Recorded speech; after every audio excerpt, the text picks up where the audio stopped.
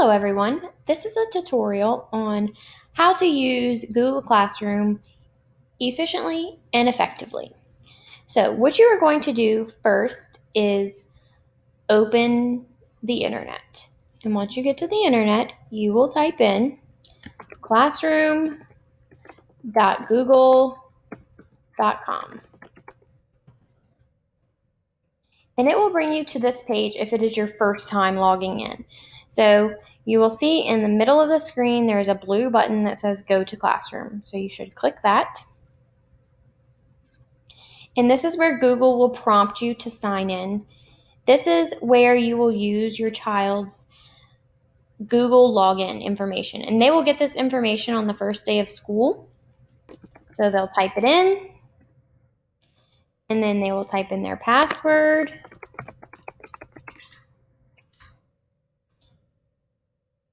And it will bring them to this screen. So on this screen, they can see all the classes that are using Google Classroom. And this year, that should pretty much be every teacher.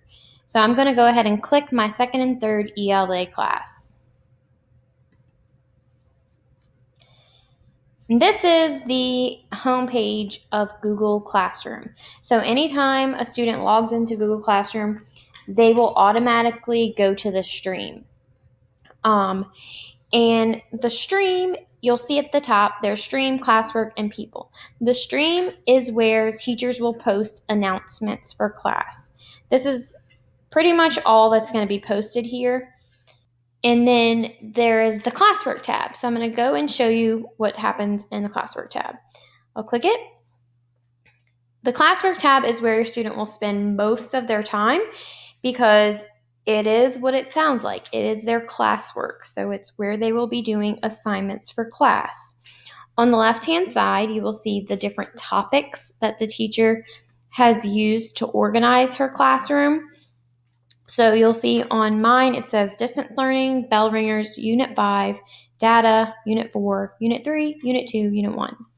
So in order to show you what is in these topics, I'm going to click on the bell ringers topic. And the most common things that teachers will post on Google Classroom are materials and assignments. So I'm going to show you what each of those are. And materials are what they sound like. They are things that students use for assignments. So you'll see at the bottom of the screen, I have a material named Chomp Bell Ringer. So if I click that, it opens a PDF document. This is simply just for students to use as a resource. They cannot edit it. All they can do is look at it. So I'll go back. The other thing that teachers will post a lot is assignments. And this is where students will actually do their classwork. So I'm going to go ahead and click the title of this one where it says Quarter 3 Bell Ringers. And it will open a page that is dedicated just to that assignment. So you'll notice there's the title at the top, the date that I posted it, and the point value. Then there are directions, and then there's the due date. And then all the way to the right, there is a box that says your work. And then you'll notice that it says turned in late. And it says that because it was due on March 13th. So it's obviously late. So when a teacher posts an assignment, there's always, or there will typically be a Google Doc or Google Slides attached to it. So I'm going to click the attachment under your work. And you'll notice that it opens a new tab. So the new tab is essentially my worksheet. This is what I am going to type on, and my teacher can see everything that I type. So one thing to keep in mind is the teacher can see anything that is typed on this document, whether it's turned in or not. So it's a good way for teachers to keep track of what students are doing in their class. This is a completely editable document, and it will have the student's name on the top of the document. So I'm going to click back to my Google Classroom tab, and then you'll notice that it says unsubmit.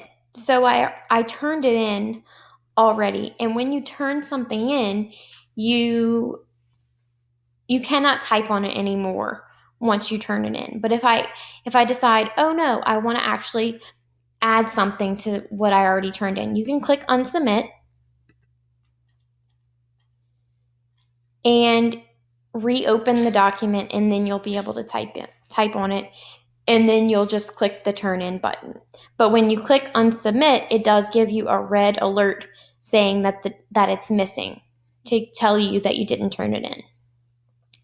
So the last thing I want to show you is how to get back to your main screen. So if you're on this page and you're like, oh no, I want to get back to the other assignments that my child had to do, all you have to do is click the title of the class. So this title of this class is second and third hour ELA. I'm going to click on that, and then it takes me back to the stream so I can click my tabs and use them however I want.